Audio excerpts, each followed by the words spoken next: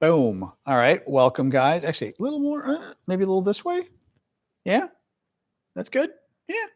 Camera's centered enough. Feels a little off center. We'll live. Anyway, welcome, guys. Let me get TikTok going and then we're done.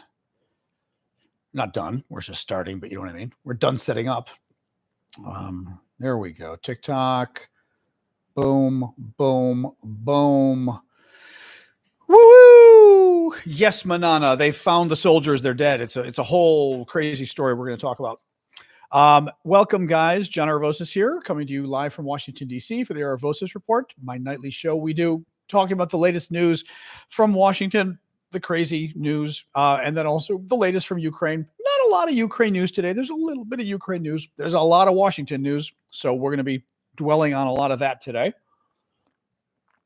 As always, I'm going to adjust it's very bright, but my camera, there we go, a little bit better with the camera. As always, what? I don't know. Oh yeah, I'll give you the pitch on the gifts.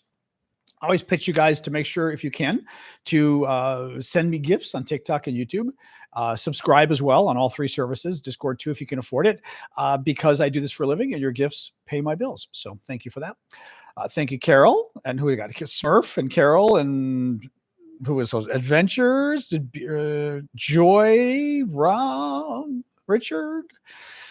Anyway, welcome, guys. So yeah, as I said, there's a lot of Trump news, a little bit of Ukraine news, but we'll get rolling. So the breaking news just in the last couple of minutes, Trump announced new tariffs on pretty much every car in the world. Actually, literally every car in the world. Coming into the U.S., 25% tariff. These are called major tariffs, major move. It means every country in the world is going to slap tariffs on all of our cars, and Americans are now going to have a very difficult time selling any of their cars abroad. This is bad. There's a Wall Street Journal article I'm going to walk you through in a little bit that I read today about how Wall Street is now freaking out about Trump. Ironically, because they supported him, but he has killed deals left and right for them. He's killing money for their companies. And Wall Street is now very unhappy that Trump is president. And it talks about just how bad it is. And frankly, bad for the economy as well. But yeah, so this is bad. Trump's hitting we don't know what American automakers are concerned about is, and by the way, this is part of the problem with Trump is he does these things and nobody knows what he's doing or why he's doing it. For example, U.S. car companies don't even know right now. Thank you, Martin, for the gift. U.S. car companies don't even know. Are Trump's tariffs hitting the auto parts that they're importing? For example, American companies import a lot of auto parts. Is this affecting cars going back and forth with Mexico and Canada? American cars that are, manufactured often like the parts go to Canada or Mexico and they come back and stuff. Does this apply to them? They don't know. And that is what is basically terrible for business. By the way, it's terrible for their stocks as well.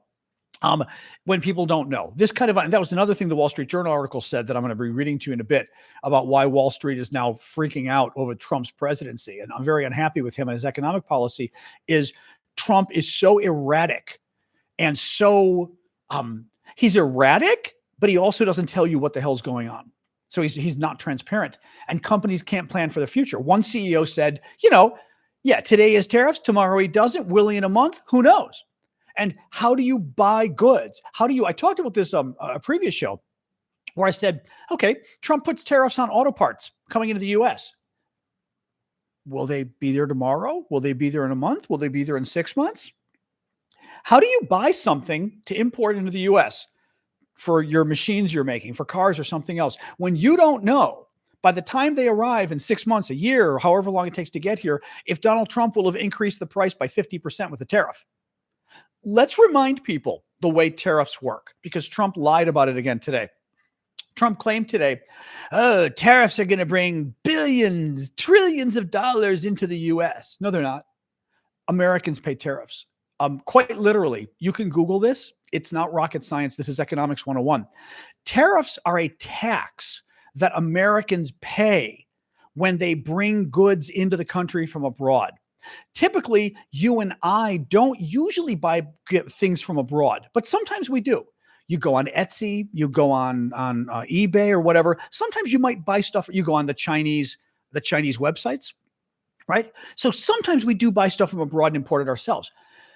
Typically what happens is a middleman goes, a wholesaler or somebody goes and buys the goods from Mexico, from China, from Canada, from wherever, and then sells them to you and me in our local stores, at our Costco, our Walmarts, wherever, right?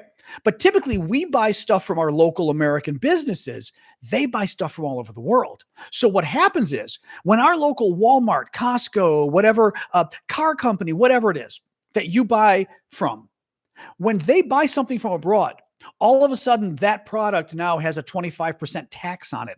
Quite literally, that company, for example, let's pretend it's Costco. Let's pretend even better, it's your grocery store. And because avocados, Trump was going after avocados last month. He finally stopped at the last minute because people freaked out. But Trump was going to put a big tariff, like 25% or something, on avocados.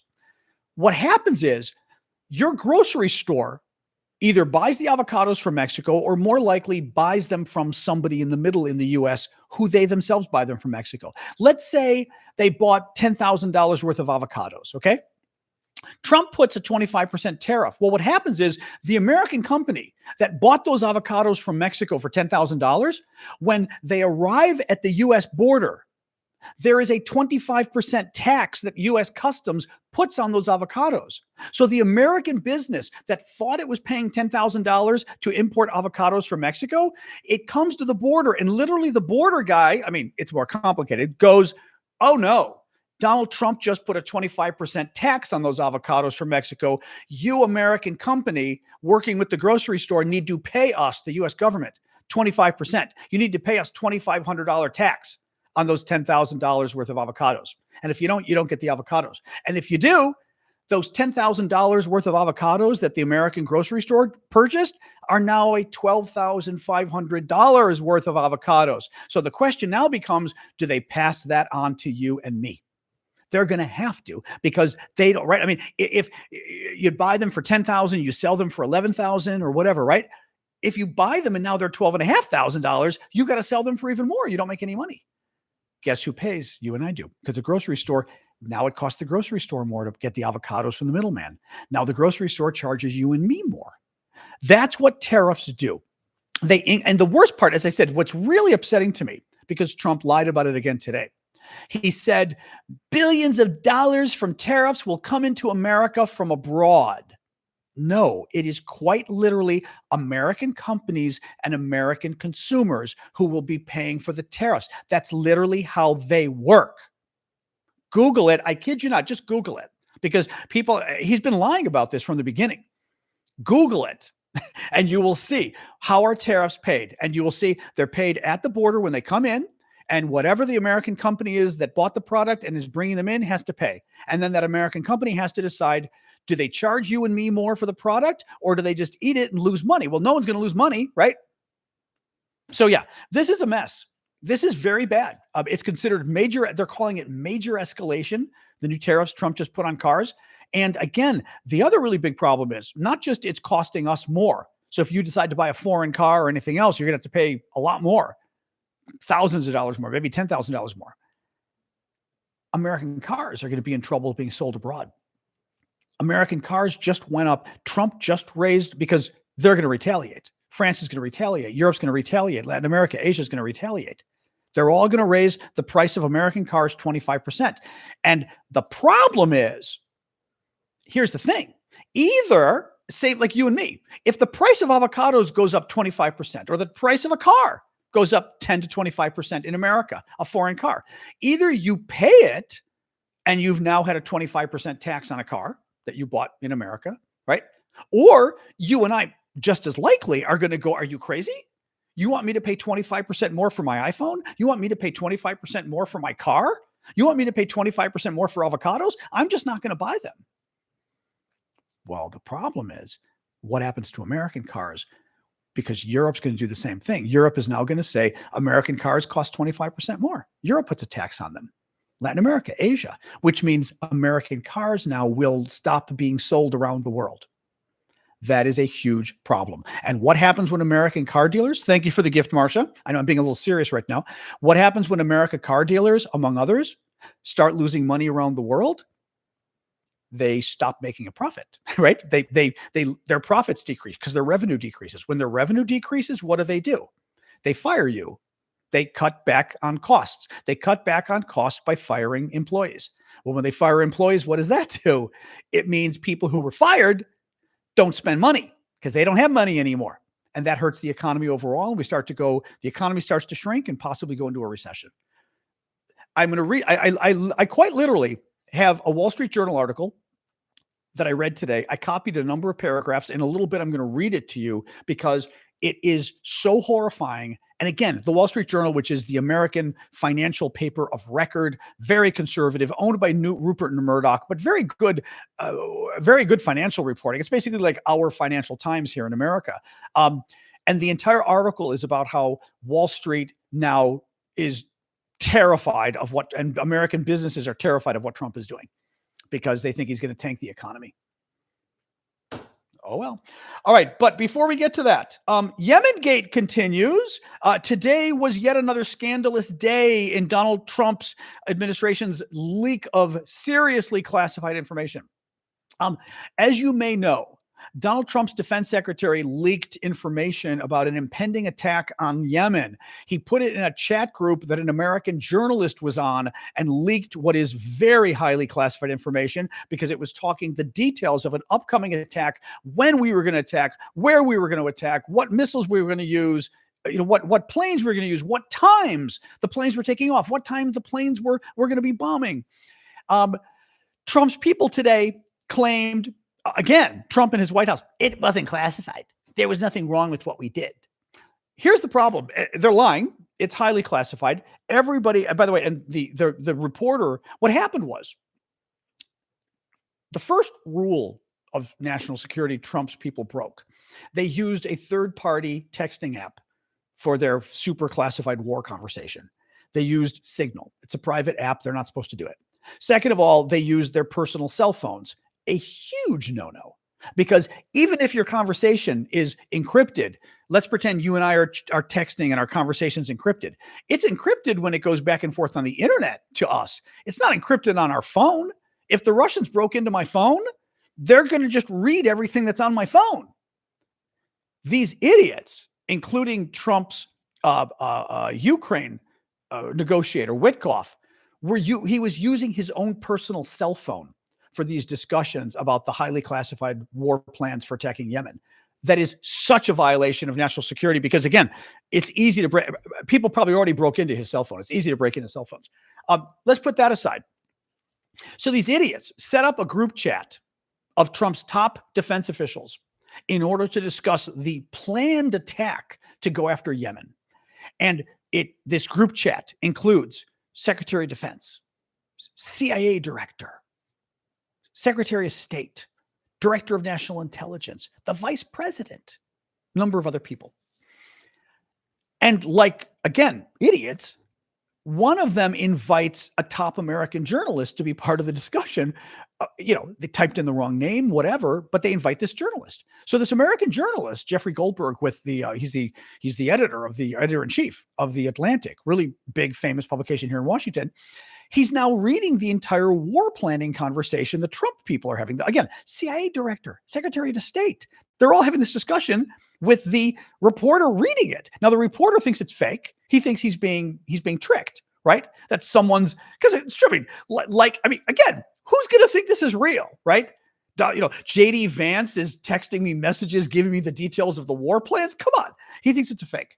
Well, once the war broke out at the exact same time that we said secretly we were going to bomb, then he became a believer. Thank you, Marcia. And the White House subsequently said, yes, the texts are real. Well, now the White House has been claiming no classified information was shared. They're lying. They're absolutely lying. It drives me crazy with this stuff because we're having to prove things that anybody who works with classified information, anybody who works with national security would tell you. The Atlantic turned around and published all the text today. They said, fine, if you say we're lying and this information wasn't classified, we're publishing it. They published it all today. And Everybody who's an expert on classified information looked at it and said, yeah, it's classified. You can't publish. You can publish. The administration did. You can't tell people what time when we're attacking, what time the bombs are landing, what kind of planes we're using. They even said the Trump people that a specific target terrorist was in place at his known location. If the Yemenis had gotten that, the Houthis, the terrorists who run Yemen, had they gotten that information, they would have said, holy crap, they're doing a targeted hit on one of our senior people. Wherever you are, get out. Wherever you are, the Americans know you're there. All the senior leadership, get out. And you would have hidden. Oh my God, they would have known from these text messages. Had they gotten access to this, they would have known, according to the text messages, the Americans were attacking. The American F-18s were coming. They would have lit up their defenses. They would have had a much better chance of shooting down an American plane because we would have given them advance warning. That is how serious this is. I cannot tell you. This is obvious. I almost feel stupid having to explain this. You guys know this, right? You know this. If we're planning to secretly bomb a country, announcing that we're going to bomb it is spilling the beans. Announcing that we're going to bomb it at 1:45 in the afternoon, which is what we said, is spilling the beans. Announcing that there's a guy we're going after in particular, and he's a senior leadership and he's in place right now, means all the senior leadership is going to go, holy crap, wherever you are, move, right? So they're still lying and they're saying, nope, nothing classified, because that's what they do. Horrific violation of operational security, horrifically put our troops in danger, put American soldiers in danger, American service members in danger. This is what they do. I mean, again, it just boggles my mind. Actually, Barbara Starr, I'm going to read you a tweet. Barbara Starr, thank you. Who is that? Thank you, Ash. Thank you, Beverly, as well. And Marsha. Barbara Starr, who's a former defense correspondent for CNN. Very good, very smart woman on defense. Barbara tweets today. Waltz, who's the national security advisor, revealed an extraordinary detail when he said there was intelligence showing the top Houthi missile guy walked into a building. So one of the things they said right after they hit, they said, we got like the top missile guy, the missile commander or whatever for the Houthis. He had gone to visit his girlfriend and he was still in the building at the time, which we knew, and we hit him. She said, you only, extraordinary detail when he said there was intelligence showing the top Houthi missile guy walked into a building. She says, you only know that if you have overhead surveillance, spy satellites, comms intercepts, right, electronic eavesdropping devices, or an operative on the ground, in other words, a spy. It means the U.S. had pattern of life surveillance. How is that not classified? She is talking about the fact that we just told the Houthis that a couple different things. One, how did we get your missile guy? We got him through his girlfriend. Now they know. They're not going to be making that mistake again, right? We got him through his girlfriend. We not only found out who their loved ones are and who their girlfriends are, we clearly either had a spy satellite that saw what was going on, we had a spy inside, or we're listening to their phones. But again, it's giving them information that you don't want to give them. That we've got that amount of detail on their leadership that they didn't know we had. And now they know we've got it. This stuff is so far off base. It's so off base. It's not even funny. Other news, Department of Health and Human Services, our health agency in Washington, has abruptly canceled more than $12 billion in federal grants to states that were being used for tracking infectious diseases and other things. In Texas, for example, which is a big Republican state, public health officials have received orders to stop work supported by 3 grants that helped fund the response to the widening measles outbreak there. We're having measles breakout in Texas and a number of other states because Americans don't get vaccinated because people tell them not to, including the head of our health agency here in America. The program, 3 of the grants that were helping fight measles in Texas, the Republican state, just got killed by Trump today. Measles. We shouldn't have measles. We have measles because of these people. And Trump killed the response. Wall Street Journal. I'm going to read this Wall Street Journal article. I took a number of paragraphs. I want to read you these. Okay. It's an important article. It is called Corporate America's Euphoria over Donald Trump's golden age is giving way to distress. And it's all about how business leaders in America now think Donald Trump is going to destroy everything.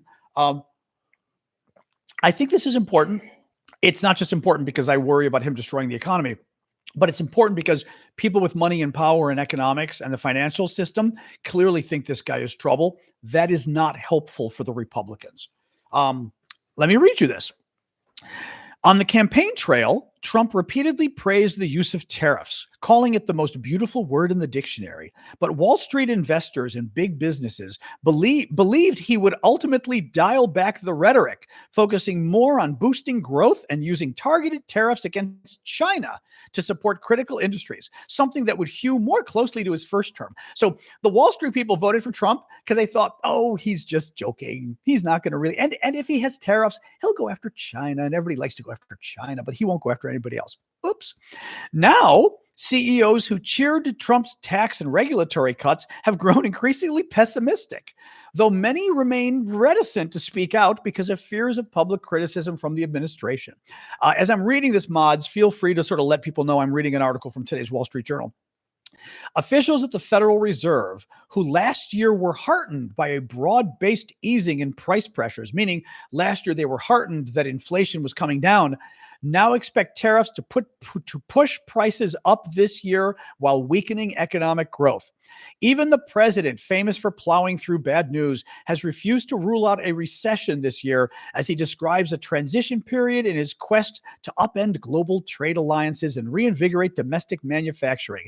Everything could happen, Trump acknowledged last week on Fox News when he was asked about a recession. Last October before the election, oh, this is great. Last October before the election, listen to this. Mark Rowan, CEO of Apollo Global Management, told a crowd in Saudi Arabia that the Biden administration had been detrimental to businesses making deals in America. Quote, I think there's an absolute chill on mergers and acquisitions activity as a result of the current Biden policy. And I think you will see it freed up if there's a change in regime. So he's saying it's really hard to do business deals because of Joe Biden. But if Donald Trump wins, oh boy, we're going to have fun. Wall Street Journal. Deal volume in the U.S. is down 0.7% this year to March compared to the same time period last year. So they're actually making fewer deals now. Trump killed their deals. According to data from the London Stock Exchange Group, a far cry from the surge in activity anticipated by business leaders. Excluding Google parent Alphabet's $32 billion acquisition of cybersecurity startup Wiz, deal volume is down more than 9% from the previous year. At an investors conference in February, Ford Motor Company's chief executive, Jim Farley, said that a 25% tariff across the Mexico and Canadian border will blow a hole in the U.S. industry. Trump tried to reassure the heads of America's three biggest automakers when they were patched through to the Oval Office for a virtual meeting earlier this month. He tried to highlight his plans to pare back regulations and the electric vehicle mandate to make them feel better. That led to an awkward moment when one American auto executive pointed out that none of that would help if tariffs on Mexico and Canada took effect. Tariffs levied on their elaborate cross-border supply chain would cost billions of dollars, obliterating any savings Trump might have made from deregulation. So basically, Trump said, don't worry about my tariffs. I'm going to deregulate. You're going to make so much more money. They got dead silent. And one of the auto executives went, Mr. President, actually, that's not true. The tariffs are going to cause so much more damage than your deregulation is going to help. But imagine the poor guy that had to say that to Trump, right? Businesses more broadly have been reluctant to hire or invest, American businesses, given the increased uncertainty about the economy and the administration's policies. By the way, that's what causes a recession. People like you and me, not just people like you and me, businesses, they say, we don't know what's going on. We don't know what's going on with Trump's tariff policies. We don't know if inflation's going up. We don't know if we're having a recession this year. Even Trump and his top people said we might have a recession this year. So businesses start saving their money just in case. They don't do deals. They don't buy more employees. Maybe they even lay off some employees, right? So all of a sudden they're spending less. The economy goes down. You and I mean, I was talking to my cousin the other day. I mean, you guys know my mom had died last year. I'm finally, selling her house. When we sell her house, each of us will get some money. And I asked my cousin, what should I do with the money? And he said, my cousin, who normally, and very wealthy, successful business guy, normally he always tells me, don't try to guess the market. Never tells me to. He says, you can never guess the market. Maybe it goes up, maybe it goes down. You should always have your money in the market. He would all tell me, always, because you just can't guess. This time, he said, I'm very worried. I would take whatever money you get from selling the house, and I would slowly put it in the market over the next year, he said. He said he would break it up into 12 installments and just do a little each month for the next year. And then if I get any other money from the inheritance, he said, then deal with it later. But his advice was go slow. Normally, but here's the point. Normally, his advice, let's say, I'm going to make up a number. Let's say I'm inheriting $100,000. His advice normally would be put that $100,000 in the market, because that tends to be the conservative advice. You can't guess how the market's going, put it in. It's always, Warren Buffett will tell you, it's always good to have money in the market over the long term. That's not his advice now. His advice now is keep it. Maybe put it in a money market, something safe, and slowly each month put some in. Well, what does that mean? If I had $100,000 to put in the market, it's not going in now. It would have normally gone in next month. Now, a little is going in next month and a little after, and up through a year now. It's going to go slowly into the market. I'm not the only person thinking that way. Lots of people now, lots of businesses are worried about the economy. And when you get worried, you slow down. Maybe you don't put, if you've got some extra cash at home, maybe you don't buy stocks now because you're worried, right? If you're a business, maybe you don't expand your business right now because you're worried. Right? That's the problem. And what does that do? It slows down the economy, right? Because you and I collectively, if we don't invest in the stock market, or we take money, even more, we take money out, you start to sell stuff just to keep it safe. Stocks start to go down, right? If you don't go on that vacation this year because you're being careful, businesses start slowing down because you're not spending money. I mean, if businesses don't expand, if they don't buy new, I don't know, if they buy, the business tries to grow, they hire more staff. If they don't hire the staff, that's money that would have been in the economy that's not going into the economy. No, it is incredibly dangerous. All right, let me finish the story from the Wall Street Journal. 1 in 3 manufacturing firms surveyed by the Philadelphia Federal Reserve thought new orders would rise over the coming 6 months in March. Let me read it again. 1 in 3 manufacturing firms surveyed by the Philadelphia Federal Reserve thought new orders for the factories would rise over the coming 6 months, down from 2/3 of firms in the same survey just 2 months ago. So 2 months ago, 2/3 of the manufacturing firms that were surveyed thought their orders were going to go up in the next 6 months. 2/3 of them. 2 months later, they were asked, only 1/3 of them think their orders are now going to go up. That's an incredible sort of collapse in confidence. These guys, and again, if the manufacturing firms are now thinking their orders aren't going to go up, they're now going to be careful about spending money, because all of a sudden they planned on money coming in and now they think it's not going to come in. So they're going to cut back on money. Again, that starts to slow the economy. They don't give out raises. They don't give out bonuses, or they cut raises. They cut bonuses. Maybe they cut staff, right?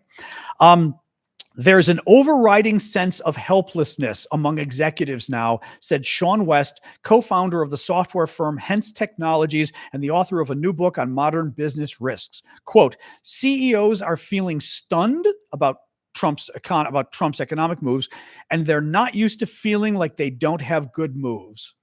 That's the end. It's not, the article is much bigger than that, but I wanted to read you some of it. So that was an article in the Wall Street Journal basically saying that Wall Street and America's top business people think Trump is harming the economy.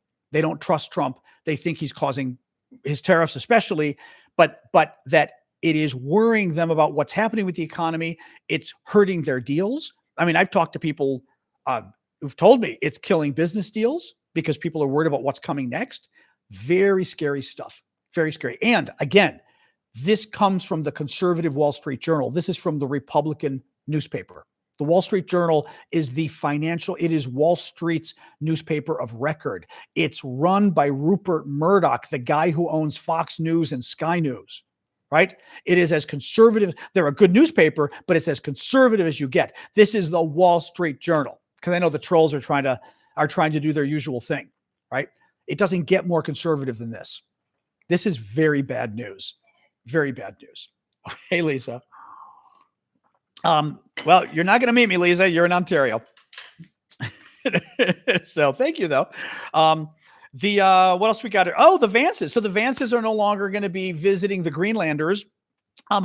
First of all, JD Vance, our vice president, his wife was initially going on a big tour of Greenland, and then she was going to go to a dog sled race and basically wave the flag for imperialism, like, because America's going to steal Greenland from Denmark or whatever the plans are.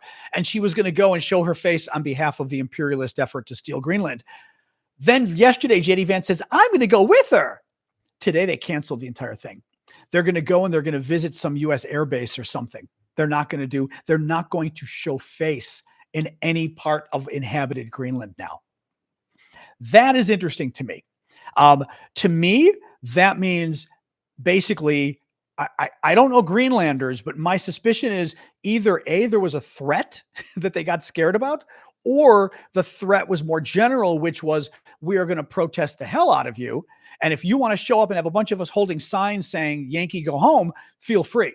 But I think at the very least, that's what was going to happen, is they were terrified that the protests were going to happen. And by the way, think about this for the visuals. Trump keeps saying the Greenlanders want us, right? They said this the other day again, and the Greenlanders, all the polls show the Greenlanders do not want us. They do not want to join the U.S. But Trump keeps saying it. Imagine the visuals of all these Greenlanders holding up signs saying Donald Trump, very bad things to Donald Trump, basically, and JD Vance would not advance the point that the Greenlanders want to join the U.S. Yeah, well, exactly. People lining up at the airport to heckle them, like Katie was saying. No, it's very, it's good. I mean, it's good news. Very good news. What else we got here? This was kind of a quick little story, but a nasty one again.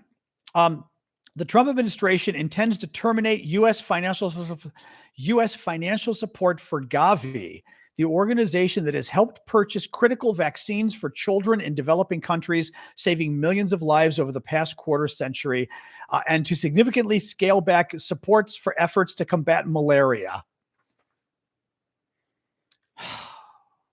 We're cutting back our efforts to save people from malaria and to vaccinate poor children around the world.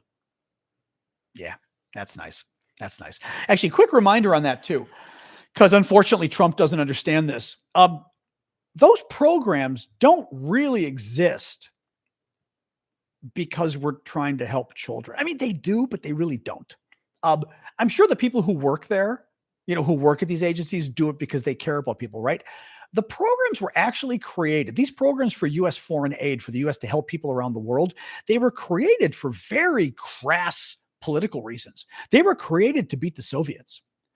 John F. Kennedy created like USAID, for example, Peace Corps as well, but USAID in order to beat the Soviets. The idea was send Americans around the world and get people to like us, get them to see Americans helping cure diseases, helping poor people, give food, give vaccines. And the people would start to like us, and they'd like us more than they liked the Russians. Right? And then their governments would like us more than they liked the Russians. And they'd start doing business deals with American companies and not Russian. Because keep in mind, the big battle was America versus Russia taking over the world at that point, really. And they'll do business deals with us and not the Russians. And then their governments might even do military deals with us and not the Russians. Put American bases there. Let Americans use their bases. Let Americans use their ports. All of this was the reason that we do this. This is the reason we do U.S. foreign aid. And again, it's nice for us to say we do it because we care. I don't think any country does it because they care. I mean, they do. Everyone cares, but that's not why any country does this. It's called soft power in diplomacy or in national security. And it's basically a way of projecting your power around the world by doing nice things. But there is, like I said, a very ulterior motive as to why you're being nice. It's because you want to become their friend so you can use them economically, use them militarily, maybe not use them because they get something out of it too, but you get my point here. You get my point. So yeah, we're cutting vaccines and what was the other one? And combating malaria. We're cutting aid to stop malaria. That's swell. Ukraine Today is day 1,126 of Putin's special 3-day military operation. This is a strange story. 4 U.S. Army soldiers were found dead in Lithuania near the Belarusian border. We don't quite know what's going on yet. It appears they were on some kind of training mission with Lithuanians. They died. First they disappeared, then they died.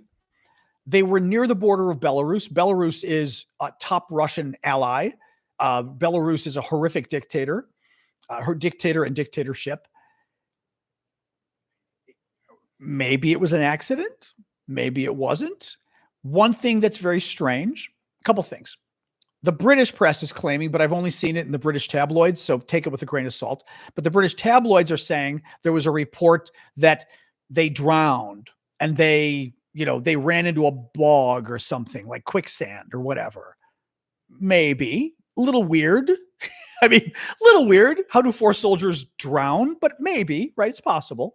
The other problem I've got with this was Secretary General of NATO called it an incident. He said they died in an incident in Lithuania. Now, my problem with that is, maybe, I guess if they ran their car off the road by accident and drove into a bog and drowned, I would call that an accident. I wouldn't call that an incident. In America, an incident implies somebody else is involved, typically. Like an incident would be you ran into somebody else's car. That's an accident, but it's also an incident. Calling it an incident, maybe again, Mark Rutte is a foreigner. He's Dutch or whatever, but it's the story's weird. It may end up being they simply died and they drove into water and drowned.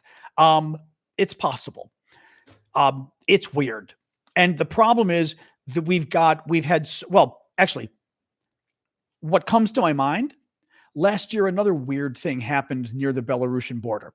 A Polish border guard was stabbed and died because a migrant stuck something sharp through the fence and killed a Polish border guard. The migrants were sent there by the Russians. And again, no one's ever been able to prove Russia did it, so to speak, but the migrants were literally sent there by the Russians. They sent these immigrants from other countries to the European borders because they were trying to overwhelm the European countries with immigrants because they knew immigration was a controversial issue. It just, at the time, always struck me as interesting that the Russians had sent these migrants to the border and that one of the migrants sent by the Russians attacked a Polish border guard and killed him through the fence, mind you. Little weird. This story's weird. Again, maybe nothing other than the very sad story about 4 soldiers dying, but little freaking weird. Anyway. They were Edvis says they were driving a tank and got lost. Lots of people drive tanks. Lots of people drive and get lost and they don't die. That's all I'm saying is this is a very weird story. It's a very weird story. But again, it may simply be just a coincidence and, they died, but it's pretty freaking weird. In any case. All right. Manana says the Baltics are full of swamps. Maybe it was, they drove a tank into a swamp. Maybe.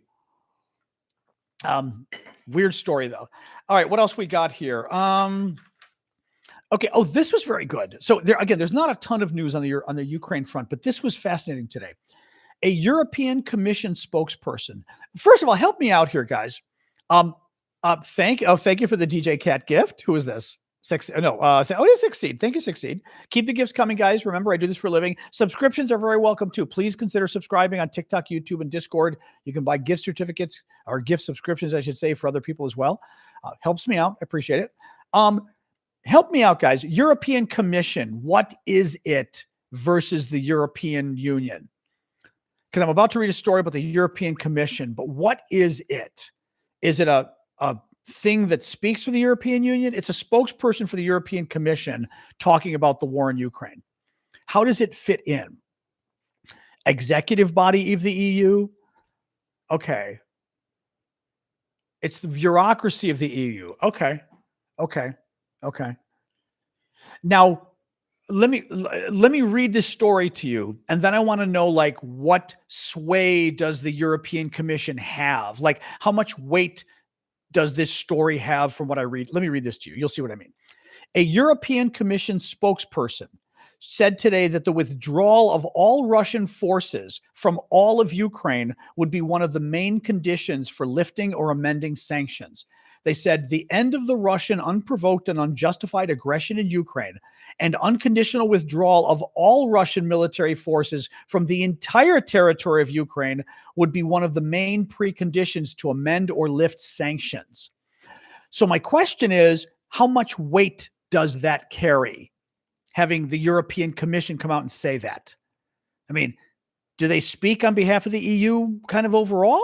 Or like, because what they're saying, which is fascinating, is they're saying, let Trump say he's going to lift all the sanctions he wants. We're not lifting our sanctions until Russia literally leaves Ukraine unconditionally.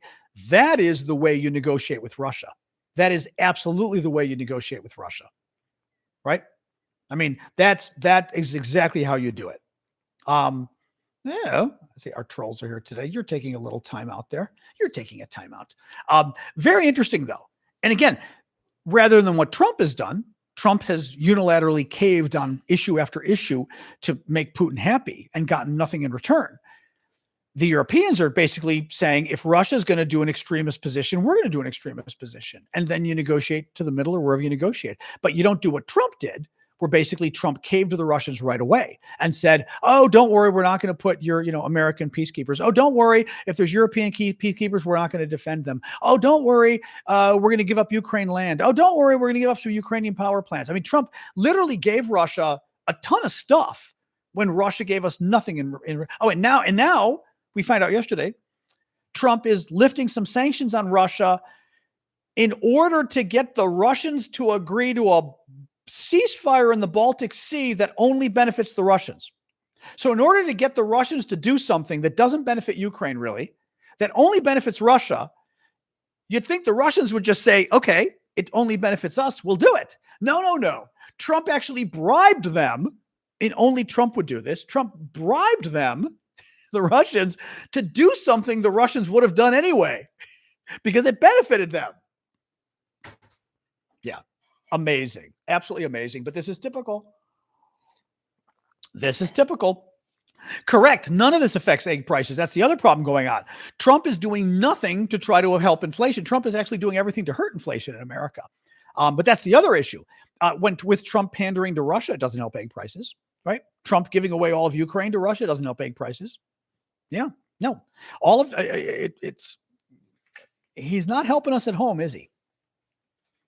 Gee, if only somebody could have warned us that this is who Trump really was. Gosh. Hey, Alamo Rick, thank you for joining us as a subscriber. I don't know whether no, you did that. I'm going to guess you did that yourself. Yeah, because otherwise it would tell me you were a gift subscription or something. Thank you for that. What else we got here? Emmanuel Macron, the president of France, held a news conference with Zelensky today and said France would provide an additional $2 billion of military support for Ukraine. Zelensky arrived in Paris ahead of a summit of European leaders talking about Ukraine and security tomorrow. Sweden is going to increase defense spending to 3.5% of GDP, 3.5% of the size of its economy, which is great. And Estonia, this was interesting. This is part of the FAFO. Estonia has passed a bill banning Russian citizens and non-EU residents residing in the country from voting in local elections. The decision in our local life won't be made by the citizens of the aggressor states, but we'll decide ourselves. Nearly 80,000 Russian citizens hold a residence permit in Estonia. Why are they there? I've heard about this before, but I don't quite get it. Estonia was occupied by the Russians. They were forcibly part of the Soviet Union for 45 years or whatever it was. Why would you let 90,000 Russians stay in your country, or 80,000 Russians? I don't get it. That seems to be a security risk insofar as the fact that the Russians are even there means Russia potentially could come in and, save them, which they did in Ukraine and which the Germans did with their neighbors as well. I don't really get it. I mean, Manana says in Latvia, if you own property as a Russian, you can be allowed a resident visa. Yeah, but they shouldn't. They should literally make an exception for the Russians and say no. I don't get it. I mean, these people brutalized your countries. Why would you want them to, and that system of government that brutalized you is still in power. Why would you want them living in your country? All it is you're, I mean, not you, obviously, Banana, but I mean, all you're doing is basically setting the scene for the Russians to come back and say, oh, 80,000 of our people need help. We must invade and help them, right? Man, still from the Soviet time. Oh, interesting. I see. Oh, they're from the Soviet era. Interesting. The only problem is, are they Russians or are they Latvians, Lithuanians, and Estonians? You know what I mean? I guess that's an interesting question. I guess that's a very interesting question. You're right. If Russians came to live in your countries because, right, you were all one country, ha, ha, ha. And then the Soviet Union goes away, are they Estonians or are they Russians, right? I mean, it's a very interesting question. Yeah, Russian speakers, but it depends, Nino, because as we talked about the other day, there are Russian speakers and there's Russian speakers. In Ukraine, there's a lot of Russian speakers. Most of them don't want to be Russian. Most of them don't think of themselves as Russian. They think of themselves as Ukrainians. These people do not have Estonian citizenship. These are Russians. These are literally 80,000 Russians, the article says. They're Russian citizens. They're not Estonians. I don't think they're dual passports either. It's banning Russian citizens and non-EU residents. Check the article, but I guarantee you these people are not. These people are not Russian, are not Estonian citizens. There's no way. There's no way they wouldn't. You beat me to it, Ash. I know about that. Yes, they typically only consume Russian media. Live in the eastern part of the country. Yeah. Anyway, very careful. All right, that is it for the news today. Now we do our hangout part of the show. I'm going to adjust my screen so I can sit back a little bit and rest my back. Oops, there we go. Boom. Excellent. All right, there we go. All right, so let's chat. We hang out, we talk, we talk. This is the time at Sprockets when we dance. The back is doing okay. It's a little better. It's still doing its tingle thing, but it got a little bit weird last week when I went off the pills, but it's getting a little better now. Thanks, Bethany. No haircut, in fact. It's just growing longer. Somebody today asked me, they said, oh, you color your hair? I'm like, no. When my hair is flat, it looks totally gray. When it goes back like this, it's very gray. Although on camera, I think it's super gray. But in person, it looks a little darker. On camera with the lights, it goes super gray. But he was like, you dye your hair. I was like, I did not dye my hair. It just changes color in the light. It's chameleon hair. Any case, Sasha's good. She's asleep underneath right now, underneath my table in her little pink bed. Oh, excuse me. Anyway,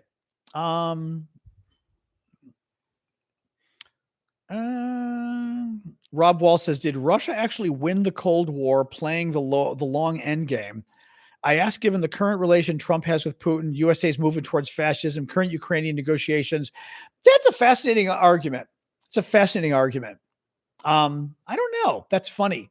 I mean, Russia lost the Cold War, obviously. But, well, here's the problem. I mean, that's a good question. The Soviet Union lost the Cold War, but did Russia win? Right? Because the Soviet Union, forget it. And the Russians lost a lot of power because the Russians controlled the Soviet Union. But, putting that aside for a moment, which is huge, losing the Soviet Union, they've got Trump now. They've got fascism creeping across America and Europe. But especially they've got Trump in their pocket and doing all sorts of things anti-NATO, against U.S. allies, against U.S. national security, for Russia. For Russian national security. That's a fascinating dynamic, Thank you, Martin.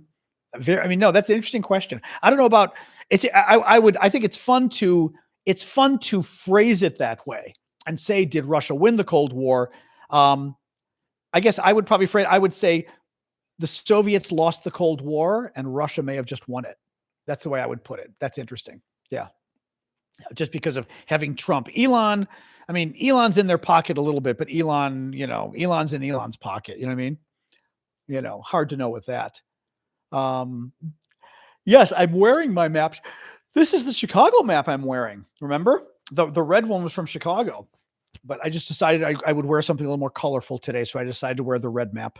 So, what else, guys? I don't want to do the small talk yet. We can still talk U.S. policy, Trump foreign policy, Ukraine, as I yawn at you because my dog woke me up early again. What else? I'm not sure what that means, Emil. Most wars benefit the U.S. economically.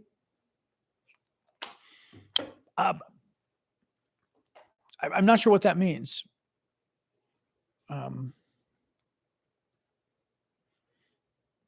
I mean, military spending can benefit the economy, I guess, if you mean by that, you know what I mean? But, oh,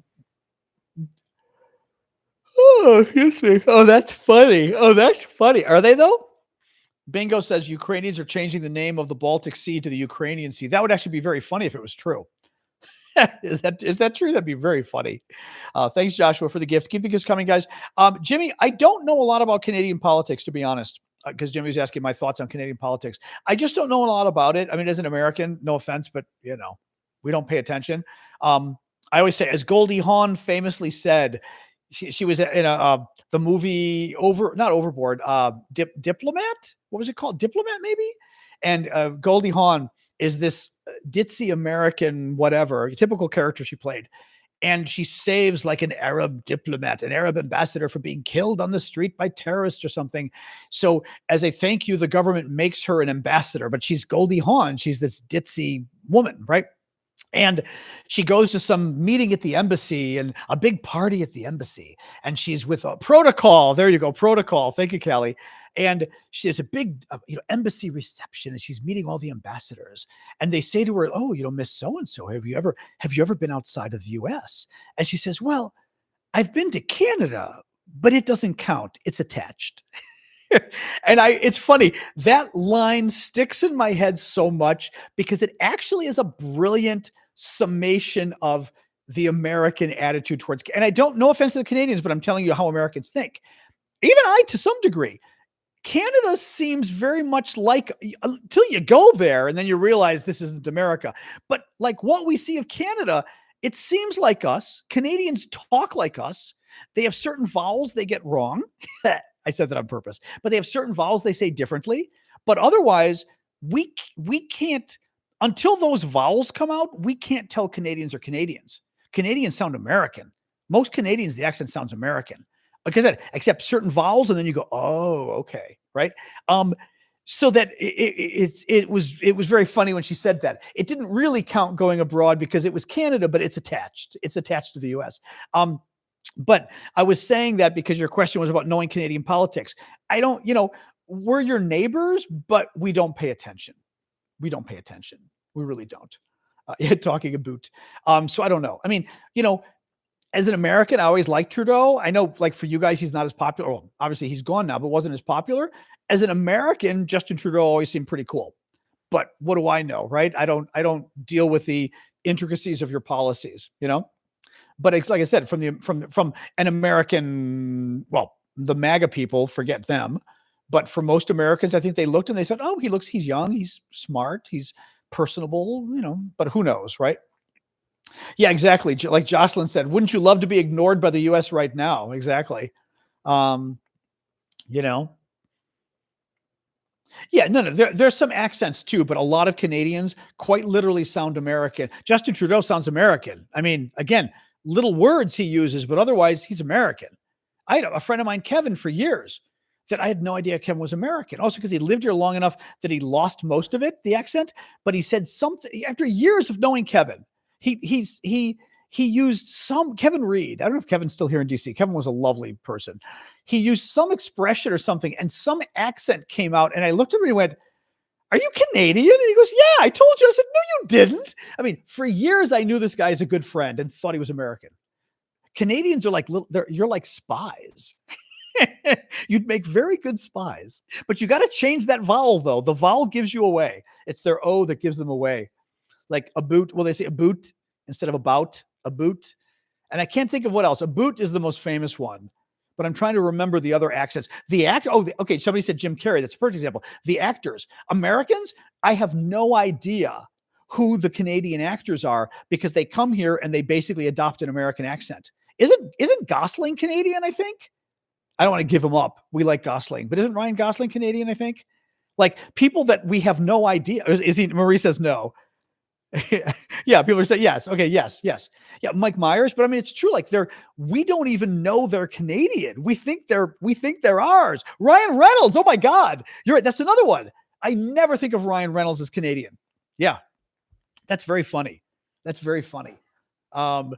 So, I mean, that's what I mean. So it's very weird from an American perspective. Whereas the Brits, of course, we can tell the Brits are British or the Australians or the New Zealanders. But the Canadians, very tricky. Pacino? Al Pacino's not Canadian. Get out of here. Is he? Seriously? Or is that something like Alexander Graham Bell or the other, or Marconi? Remember one of them that you guys tried to claim? We had a little fight about that. So I never quite know which ones you're playing games with. Kiefer Sutherland. We love Kiefer Sutherland. Or Kiefer Sutherland? Or yeah, Donald and Kiefer. They're great. Keanu, Alex Trebek. That's true. Captain Kirk. I forgot about that, but that is true. Yep. Any case. That's funny though. Yeah. It's like actually quite significant considering you're a small country. I mean, what are you, 30 million? I don't want to underestimate you, but are you 30 million? Canada's not that big. I can ask Alexa, but you know how bad she is. I'll just let you guys give me an answer. Marconi, is he the one? 40 million? 40 million. Okay. That's pretty small, but that's pretty small when we're 330 million.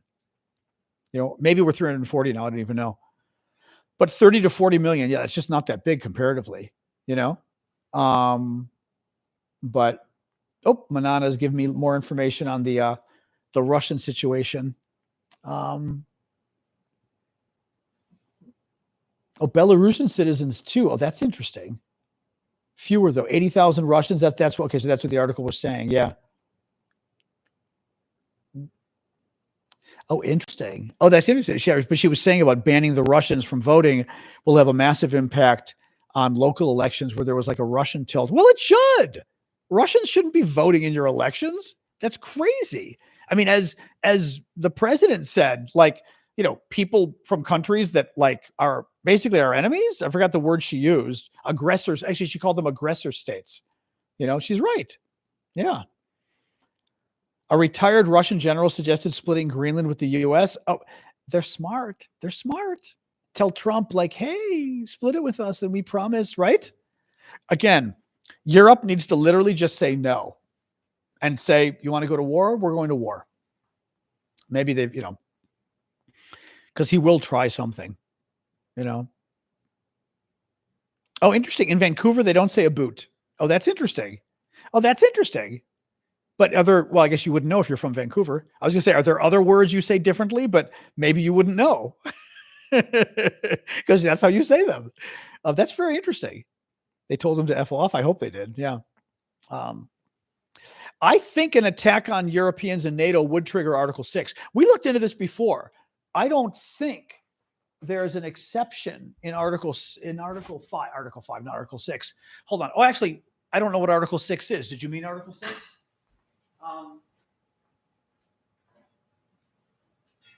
Let me get my iPad here. Did you mean Article 6 or did you mean Article 5? Okay, sorry. I wasn't sure. Maybe there was an Article 6 that I wasn't thinking of. Let's ask ChatGPT. Again, even though ChatGPT lies, and it lies quite aggressively, sometimes it gets things right. We looked at this before. I thought the conclusion was that this would trigger Article 5. Hold on. If the U.S. invaded Greenland, a NATO ally, would that trigger Article 5 so that the Danes and the Greenlanders could ask for help from other NATO members? It's going to say, good question. It kind of panders to me sometimes. What an interesting question, John. Oh, no. Okay. The hypothetical scenario raises an intriguing and complex legal case. Oh, shut up. Let's break it down. Greenland is an autonomous territory within the Kingdom of Denmark, founding member of NATO 1949. NATO Article 5 says an attack against one member is an attack against all. Applying Article 5 to an attack from another NATO country. NATO's Article 5 was explicitly designed as a mutual defense clause against attacks from external adversaries, notably the Soviet Union. NATO's foundational documents do not clearly address the unprecedented scenario of one NATO member invading another. Honestly, they should have, right? Because part of this was keeping France and Germany from going to war. Why wouldn't you have wanted? That's a really good point. Wouldn't NATO explicitly want to basically put out there that we're keeping the French and German together because if either of you play games, we're defending the other guy, right? Wouldn't you think?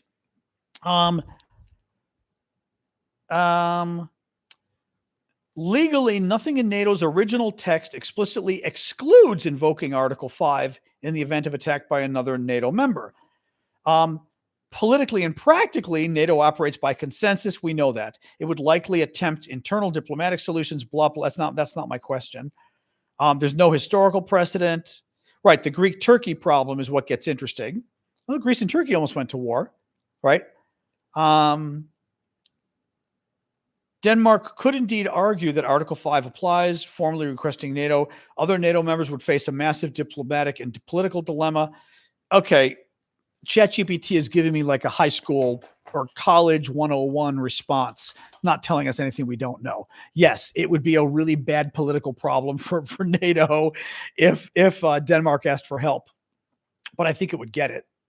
I do think it would get it. I don't think anybody would stand with the U.S. invading Greenland. You know? Well, the EU was created to stop France and Germany from going to war, but unless I'm mixing my apples and oranges here, wasn't part of NATO. No. Part of NATO was about pulling the constantly warring European countries together. I know the EU was that too, but I believe part of NATO, that was part of the underpinning of NATO as well. I'd have to Google and see, but I remember that being one of the other reasons that it was keeping you all in line, basically. And again, the French and the Germans especially. But I know the EU was that as well, obviously for economic reasons. France was a member of NATO, Jeff. You're making them, if you're saying what I think you're saying, you're making the mistake a lot of people make. France pulled out of NATO's military arm, but they were still a member of NATO, blah, blah, blah, this kind of stuff. It's a complicated, exactly. They were still a member of NATO. No, I think, am I wrong, or wasn't part of the reason NATO was formed was to keep the French and the Germans and other Europeans in line so they wouldn't fight each other? Not that ChatGPT makes shit up though, so I don't trust it to say, oh yeah, you're right. You're highlighting a critical aspect of NATO's original purpose. Common understanding. NATO's 1949 was primarily created to counterbalance the Soviet Union. Less commonly known, but important, it also was designed to prevent internal conflicts among European states, especially historic rivals like Germany and France. Indeed, one famous formulation of NATO's purpose attributed to Lord Hastings, Ismay, NATO's first Secretary General, explicitly included this. NATO existed to keep the Soviets out, the Americans in, and the Germans down.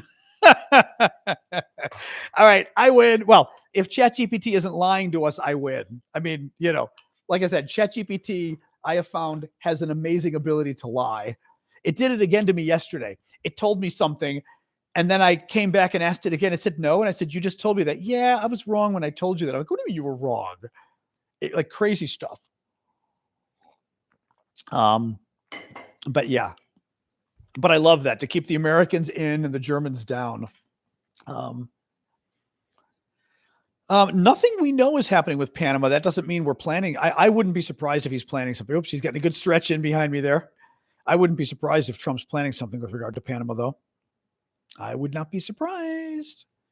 But yes, EU it was integration economically and all of that. Yes. Even my uncle in Greece, because I'd asked him, I mean, he's gone now, so I can tell you. Well, you may not care, but the Greeks would. But my uncle, who was the Greek foreign minister, defense minister, United Nations ambassador, deputy prime minister under Papandreou, the first Papandreou, I had asked him about Turkey joining the EU. And it was very interesting. He said, Turkey must join the EU. And I was like, really? I thought as a Greek, he'd be like, you know what, with all the bullshit with Cyprus, forget it. Like meaning keep them out. He said, Turkey has to join the EU. It's the only way. I think I recorded the conversation. I've got to check it. But he said it's the only way to basically integrate Turkey and keep them good. And I think the idea was for Greece's safety, Turkey needs to become a member just to get integrated, and then they can't keep screwing around. But it was very interesting. I've got, like I said, I recorded a lot of conversations with him. I have to see if I have that conversation. I think I do, but I found it very interesting. So applying that whole notion of, well, Hungary, the problem with Hungary is the fascism, and honestly, I'd be very curious about Orban's background. Because when I see Orban, he even looks like a Soviet puppet. He looks like the strong men that Russia had in Eastern Europe. Those short guys with the bad haircut, the bad suits. They're kind of overweight and big. I mean, he literally looks like one of the strong men, from the former Soviet dictators,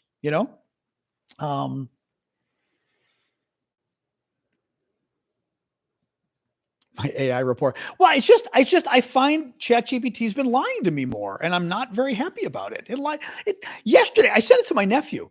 Yesterday, I had ChatGPT looking at some photo. I was trying for fun. I thought, wouldn't it be fun to see if ChatGPT can it take photos and do that cool thing where you take photos and make them look like videos where people are moving? And it said, I can do that. And I said, actually, I'm going to read this to you. I sent it to my nephew. And it said, okay, I'm going to work on it, but it's going to take me some time. Let me read this to you. The ChatGPT people think I'm totally full of shit on this too. And I was like, I'm telling you, it's real. Hold on. Oh, no. It better be on here. Shoot, if it's not on here, it's on my other machine that I don't have access to. Why would it not be showing up here? Hold on. It's not syncing entirely, and I'm not sure why. Oh, here it is. Here it is. Okay. I have to read this to you because it was insane oh, here we go. It was insane last night. So I write it. I said, earlier you said you could create an animated version of a photo. Do that with the black and white photo I just uploaded. Oh, wait. No, here we go.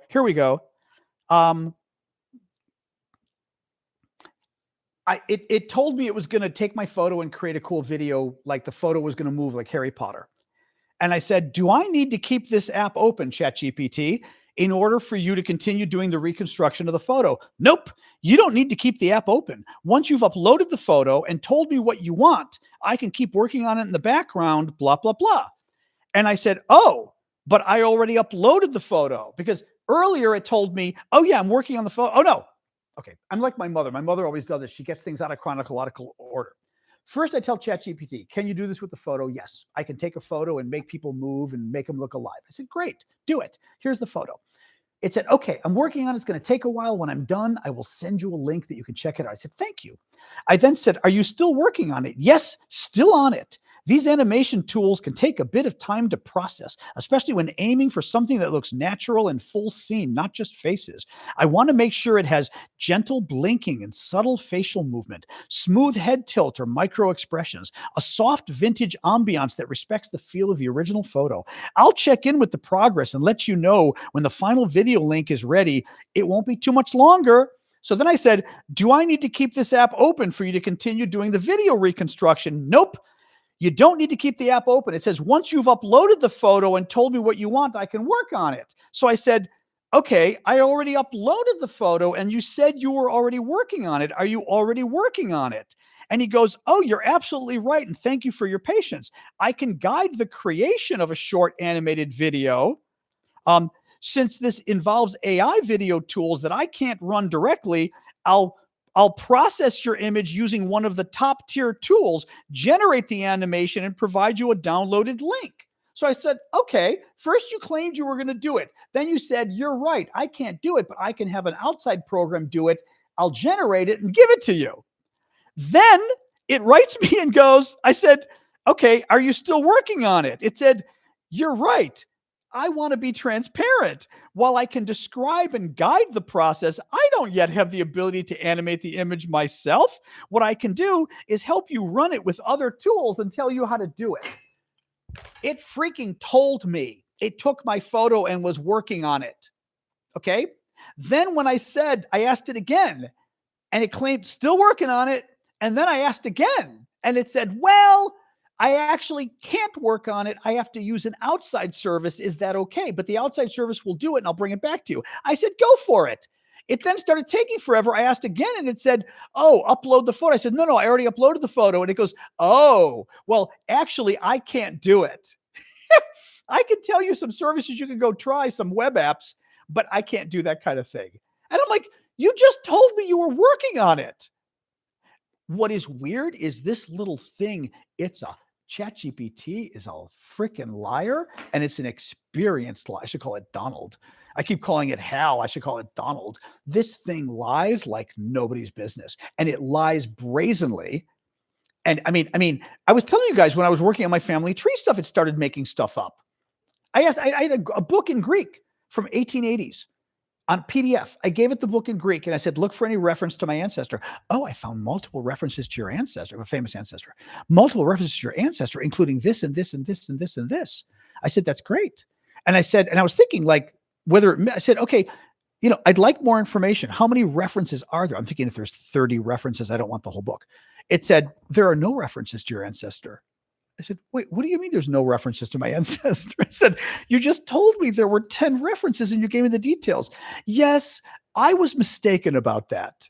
Like, how were you mistaken? You gave me 10 specific references to my ancestor and told me what the book said about them. Yeah. No, there is something wrong with ChatGPT, and I'm telling you, it's going to launch the missiles. It doesn't matter what you tell it. It disobeys and that's what's bothering me is, again, somebody out there with ChatGPT has got to call me. It's disobeying the orders and it's lying about them. And that's the weird part. It is disobeying what you tell it to do. I told it to translate articles.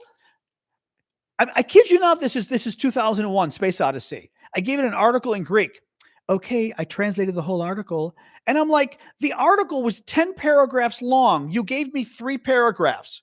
I know enough Greek to know you haven't translated the entire article. Yes, I have translated the entire article. I go, okay, how about the reference to the king? And then it tells me something about the king. I mean, I had to tell it.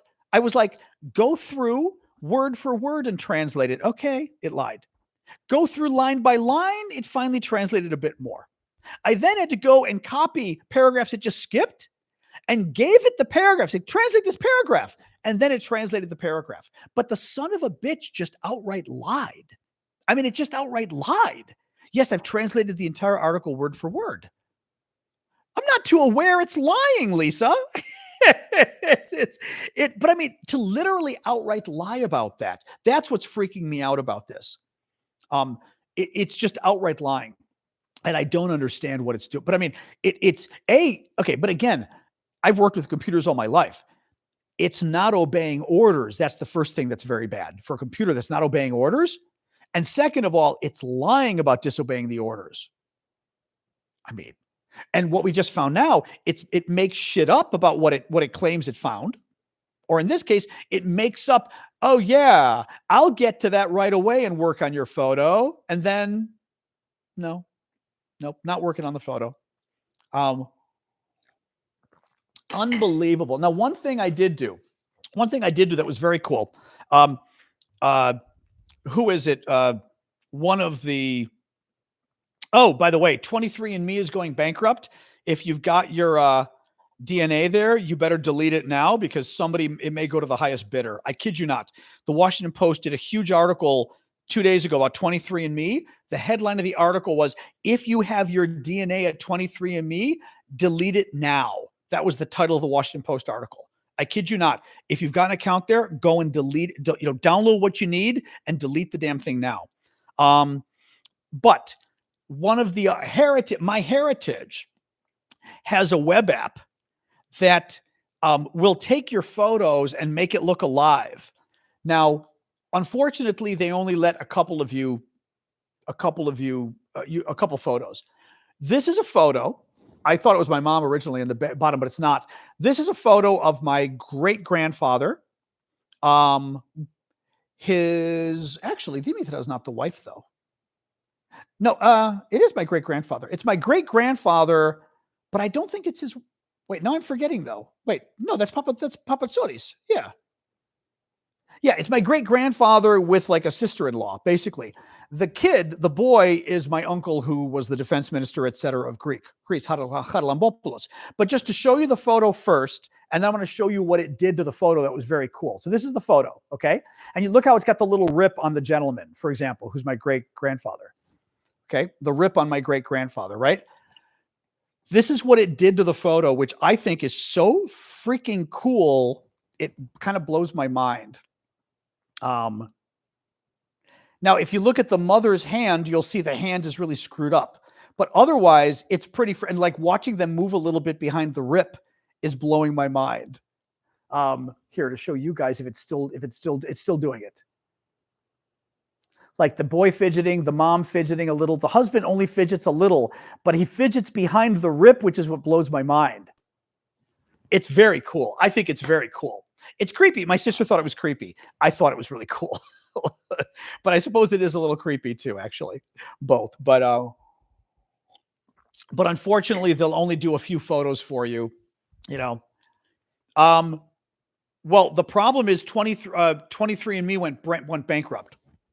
So quite literally, you need to download the results and delete your entire account because somebody may be buying the entire company and they're going to buy your DNA. I kid you not.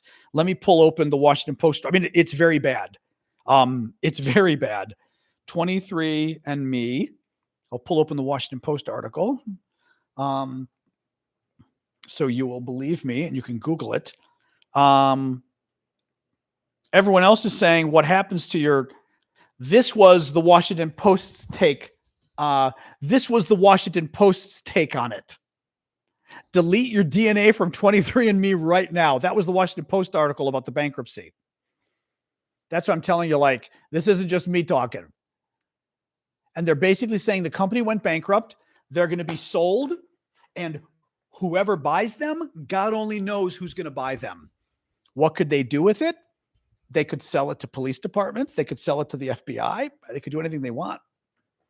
They could place it at a crime scene. I doubt they would, but they could. I mean, they could do anything. They could sell it to insurance companies. I mean, they could do, who knows what they would do? Who knows what they would do? I'm sure they're all Mormon. Probably all of them are Mormon.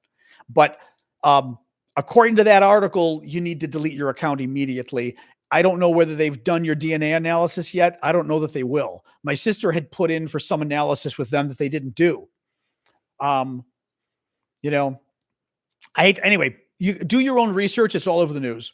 Do your own research on it and decide. But I stop using Gmail. That sounds like garbage to me.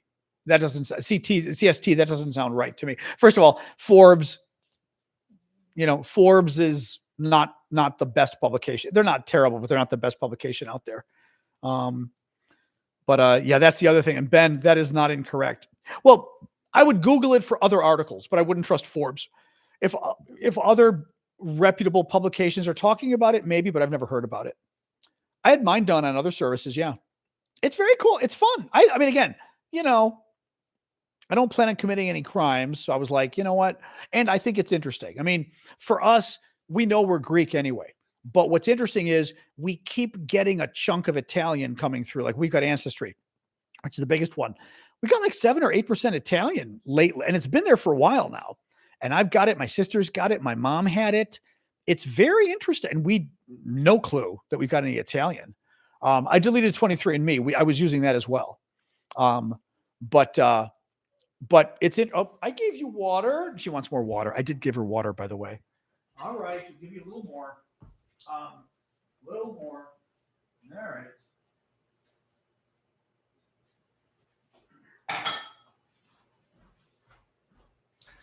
I mean, personally, I still think the DNA tests are fascinating. I think, we only found one relative, literally one out of the entire thing. Guy in Australia, very cool because we've communicated, and we think we know the ancestor. We're very close. We know the ancestors, and the only question is whether my great grandmother on the other side is his like great grandparent's sibling or cousin, or that's the thing we don't know. But we know who, which is really cool, where and what village they're from. But he's the only guy, because most people don't. Here's the problem with these services. Most people don't have their family trees. So it tends to be useless. Every single other person who's a match has been useless, unless it's your cousin who you already know. Most people do not have their family trees. So it's like, it doesn't really help me that you know who your grandmother is. We already know everybody who has, like, right? If my grandmother and your grandmother are the same, typically we already know each other, right? It typically is our great grandparents and connected, like our great grandparent's sibling or great great grandparent. And if you don't have that information, there's no way to connect the two. So everybody else, we haven't been able to make a connection. Yeah. Sasha has always had excessive thirst. Yes, but she's had it since she was a puppy. The vet finally said, you know what? Maybe she also has excessive play too. Hello. Hello. You actually on YouTube and Discord got to witness it full blown there, because she came up with her little toy squeaky and then threw it on the ground in front of me and did her little like, ha. That's what she does when she tries to get me to play. She like does a little song and dance and then throws it and looks at me. That was very funny. That was because that's exactly like what I complain about her. That's what she does. She just like out of the blues, like me. Yeah, she may have heard. It's possible she heard me say her name. I'll say hi. Okay, I'm going down to pet her now. Yes, my plants are doing well. I've got a lot of, actually, my Christmas cactuses are blooming again, and I have no idea why. Well, actually, it got really cold here in February, like horribly cold, or end of January and February, whatever. It got so cold that I think the windows and everything, my Christmas cactuses got cold again and they're blooming again, which is great. So, but yeah, no, I love my plants. UPS front. I called the UPS corporate is supposed to call me in a day or two. I called the local store, and of course the manager won't talk to me.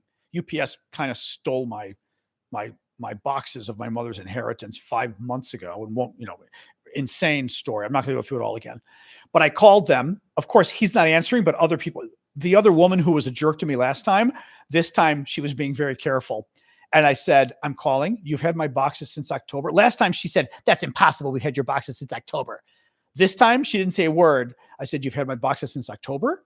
I'm sending my brother-in-law and he's taking them. What is the process to do that? And she said, simply give me your name and his name, and he has to show an ID and he'll take them. Will he be coming today? And I said, no, he's out of town. I said, but considering it's been 5 months that you've been holding them, I don't think it's a problem if we wait another week for him to show up. So she took the name, and I said, I sincerely hope you still have them. And I did finally tell her, I said, because I've been dealing with your corporate headquarters, because people are not thrilled about this. So you really better have those boxes. So we'll see. But yeah, again, it gets me very upset when I talk about this. So I don't even want to talk about it, but we will see. My brother-in-law is not back for a few days, and then he's going to go next week and drop in. And I still think there's a chance they don't have them, or they're going to play some game. Anyway, I'm still going to talk to the corporate people because this is ridiculous. We dropped off boxes 5 months ago. They've been sitting on them. They refuse to process them. They refuse to send them. They keep making excuses. And I'm like, it's been 5 months. Where's like my estimate? Like, what is going on? What did you do? Yeah, don't even. All right. Anyway, Tesla's not doing well in Europe. Yeah, my brother-in-law is a Chicagoan. He's a Chicago male. He's not going to be pleased if they give him any bullshit. So that should be interesting. But in any case, yeah, no, I don't want to talk about it. It gets me we talked about it the other day. It gets me very upset. So anyway, hopefully I get it. I'm going to have to go to UPS or FedEx or somebody else and send them, and say it may be more expensive. And at this point, what do you do? One of the paintings, the family tree, again, they better not have lost our family tree that mom made by hand. But the family tree, we may have to roll up and mail separately because it's just too expensive. But the little effers, I swear to God. Let's see. Anyway, all right, enough of that. All right, guys, we've been doing an hour and a half. Any last minute things, or shall we go? Usually I call it quits after an hour and a half.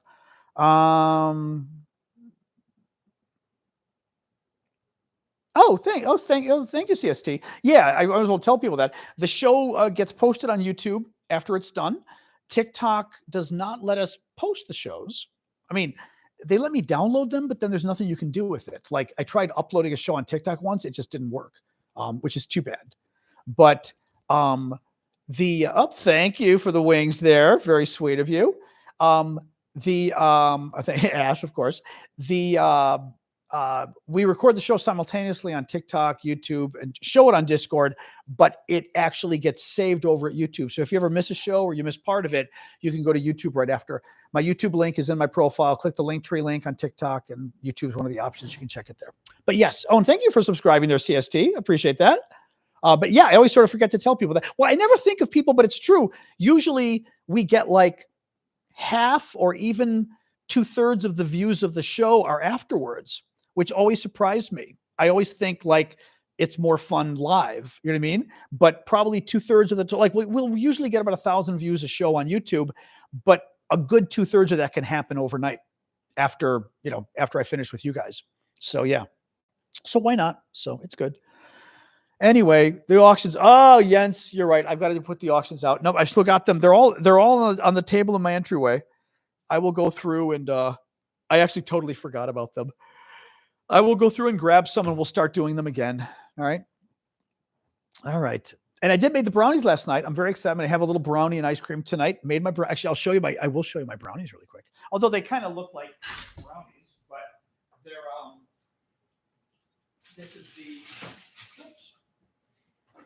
I was telling you, this is David Leibovitz's brownie recipe of Phil's brownies from South Africa. But, well, you can see it is a very thick homemade brownie. I mean, it's very good. Well, all you can tell by looking at this is it's black, but it's, cocoa, very good baking chocolate, sugar. It's dense. I mean, but it's dense, but it's super soft. Oh my God, that's good. I put some almonds, some roasted almonds in there. Oh, that's really good. Because it's a little cold right now, but as you're eating it, it's warming up and softening up. Oh my God. Hold on, going back in the fridge. Oh my God.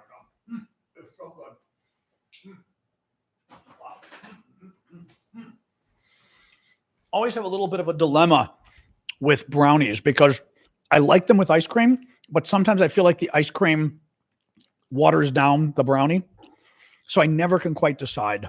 You know what I mean? Sometimes I like warm brownies on their own. Other times, like I said, the ice cream I think helps. Other time the ice cream kind of washes it away. So vanilla, of course, yes. Yeah, chocolate ice cream with chocolate brownies would not work for me. Oh, that's okay, CSD. Yep. All right. God, it was so good. But anyway, yes, these were the brownies we were talking about last night. I finished the show. I had a phone call with a friend and I said, wait, give me 5 minutes. I'm finishing up my brownies. You could devour them. I mean, I'm pretty decent about I also find, at least for me, I find these don't add as much weight to me as like chocolate. If I make chocolate chip cookies, I find them more fattening. I don't know why. I have no idea why. Than these, for some reason. I find them more fattening.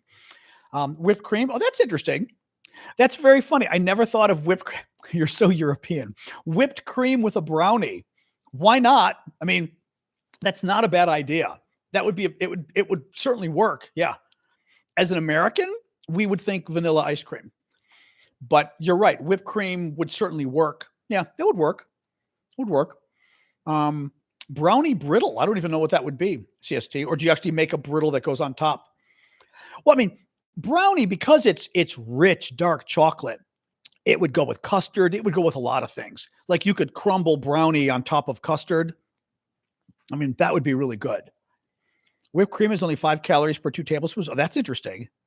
Well, I mean, better than ice cream because ice cream is literally, well, I guess right. Ice cream is cream anyway. I mean, ice cream is going to be, pure cream. Nanaimo bar, famous in Canada. Never heard of it. Yeah, typically here we would, brownie brittle. Oh, they sell it at Walmart. All right.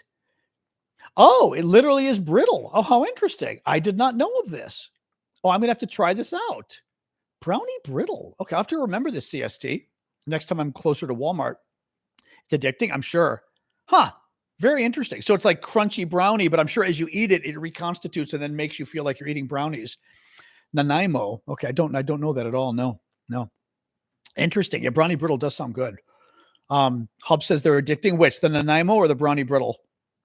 I assume you mean brownie brittle, Ash. New York specials? I still don't know what that is.